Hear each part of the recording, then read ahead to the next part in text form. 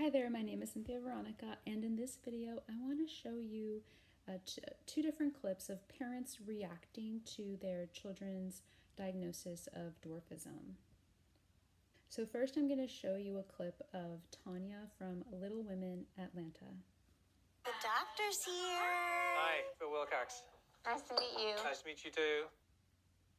So in this video clip, Tanya is at the doctor's office, and the doctor's going to give her the results on whether or not her two children have dwarfism. And these are the two little ones I gotta see. All right, so this is Jaden. He's super cute, and the doctor is going to give him the diagnosis now. Okay. Stand up straight. He's straightening his legs. Yeah, his hips are part of the problem, as well as his angle at the knees. Okay, so Tanya has a type of dwarfism called pseudoachondroplasia. And typically when a child is around 2 years old, the doctor can diagnose this type of dwarfism using x-rays, or it can also actually be diagnosed using blood work. All right, let's pull up the x-rays. You want Jaden or? Yeah, do Jaden first. This is his spinal column, and these are his ribs, and you see the little ends of the ribs are a little cupped. Yeah. They're not supposed to be like that. Going over the x-ray, the doctor is pointing out, the hips and the spinal features that are indicative of pseudoachondroplasia, which is why you kind of see Tanya's face turn as the doctor starts describing, what he is seeing. This is a little irregular. This is his hip joint right here. That's part of the reason he's waddling. And this isn't supposed to be irregular. It's okay. You got the same thing. It's not okay, though. You got exactly the same thing. It's not okay. It's fine. Oh, God. So do you think he'll need surgery? Yeah. How soon do you think? Soon. Right, so surgeries are actually very common with skeletal dysplasias, and it's really hard as a parent because you always hope that your child's not going to need surgeries. My son was actually 2 months old when he had his first surgery, and the entire time I was just a complete mess while he was in the operating room. So let's look at Luna's x-rays now. Jaden is going to need surgery soon. I'm completely terrified for him. I just really hope that Luna is average so that she doesn't have to go through those same things. Okay, so now it's Luna's turn, and the doctor is going to look over her x-rays. So here's her spine.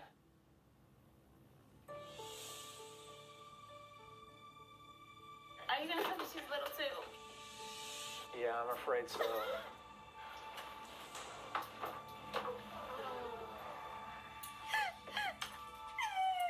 It's okay. Mommy's fine.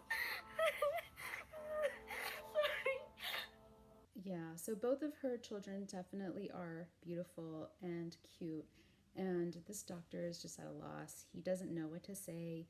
He delivered the diagnosis, and now Tanya is having a really emotional reaction, and it's a lot for her to take in, especially since she walked into the doctor's office expecting and hoping that they would both be average height.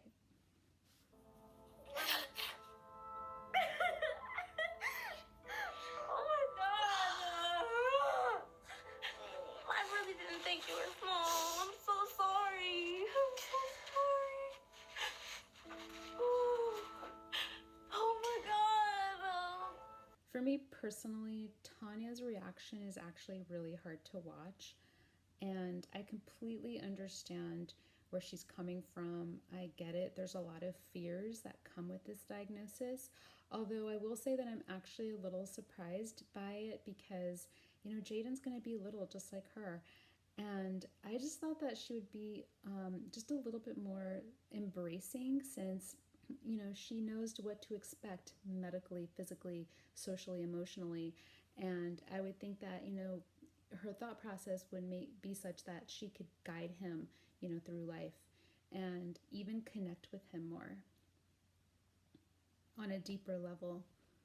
She's beautiful. You come here. She's beautiful and cute. Yeah, but she's gonna have all the problems. They're both gonna hurt and be like me.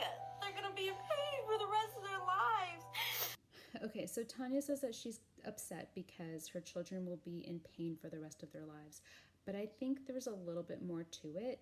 She's probably referring not just to physical pain, but also emotional pain. And in most cases, that's a much more deeper cut.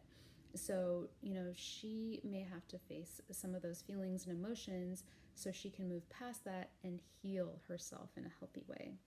There's nothing I can do about it. Okay, so now we're going to see another set of parents receiving the same diagnosis for their child. Grayson, we need to find out if you're little or if you're average tomorrow. Waiting for results? It's so nerve-wracking. I just got a call that Grayson's genetic results are in. What brings you out to the West Wing? We officially have the blood work back. All right, so instead of x-rays, they actually did blood work to find out the diagnosis. All right. Should I do a drum roll? He's little! He's little, we know that. All 1.5-year-olds are. No, he's pseudoachondroplasia like you. Oh, you're gonna be just like me, buddy. You're welcome. All right, Joe's reaction is amazing. I love it. I mean, you could tell he has embraced the fact that he has pseudoachondroplasia, and he's happy that his son will be just like him. But you know that I really did think that he was average. My parents thought I was average also until I was 2. I kind of know achondroplasia really well, and I'm trying to know pseudoachondroplasia well. So Terra has achondroplasia and Joe has pseudoachondroplasia, and there are some commonalities with these two different types of dwarfism, and also some differences. So the similar things or commonalities are basically they're both characterized by disproportionate short stature, so an average height torso or average size torso, and disproportionate limbs, so the arms and the legs are a lot shorter. The differences between these two types of dwarfisms is, people with pseudoachondroplasia do not have the macrocephaly and also some of the facial structure differences that people with achondroplasia do. Also, people with pseudoachondroplasia tend to have a lot more problems or more complications with their joints, and also scoliosis is something that's more common. So there's a lot more, but those are sort of the general differences between those two types of dwarfism, and also the commonalities between those two types.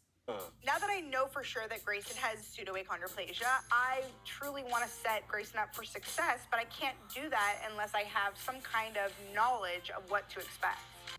So I love seeing that she's super accepting of this diagnosis. She's really embracing it. I feel like his body is in perfect condition, but everything that I've read, the cells, they start changing around 2 and 3. Correct. Like the growth cells and things like that. I told you that the second he was born. Yeah, so 2 years old is really a key age for pseudoachondroplasia. A lot of times parents will not know that their child has pseudoachondroplasia until they're 2 years old. Especially if the child is born to 2 average height parents, they really won't see anything that's different growth-wise or any other issues that come up until the child is 2 years old. I'm curious when your medical problems started forming. 2. Or if you were born with them. 2. If he's good now, will he be good in 4 years? He's gonna be short. Do you wish that he was average? No. We're gonna save on pants. He'll be able to wear those same pants for 10 I'm just years. asking Okay, so I know he's joking around, but I really appreciate his reaction. And yes, one of the pros to having dwarfism is that you will definitely save a lot of money on clothing in the long run. When did these things start changing for you? 2. I was 2. Look, he's pseudo. We have to hope for the best that he's not gonna need surgeries. And even if he does, I had surgeries and I thrived and succeeded. He could do the same. So I really loved this reaction. What an amazing and positive outlook. Grayson and Penny are in good hands. Their parents are so inspiring, so encouraging, so supportive. They are very lucky. Babe, he's gonna be great. I agree, and Penny's gonna be great, and they're both little, and I love that we have a little family. Yeah, okay, so I wanted to show these two very different reactions to the same diagnosis. It just really depicts a disempowered way of thinking and being versus an empowered way of thinking and being. It doesn't mean that Tanya loves her children any less, and it doesn't mean that Terra and Joe aren't going to ever worry about their children, but how they react and how they feel really provides the mindset and the framework for the rest of these children's lives. How they view themselves, how they feel about themselves, and what contributions they make to society. All of that is just really highly dependent on the foundations of their childhood. So for me, the lesson here is that healing our wounds is so important, because whether we realize it or not, we are modeling these thoughts and feelings to our children. They really pick up on these behaviors, and it doesn't matter if you're, short statured or average height. We are all walking around in pain. We all have some sort of healing to do in our lives, and so it's just something that we need to keep in mind when we're modeling these behaviors and when we're feeling these things and having these thoughts. And our children are watching us. So thank you so much for watching, and I will catch you in the next video. Bye for now.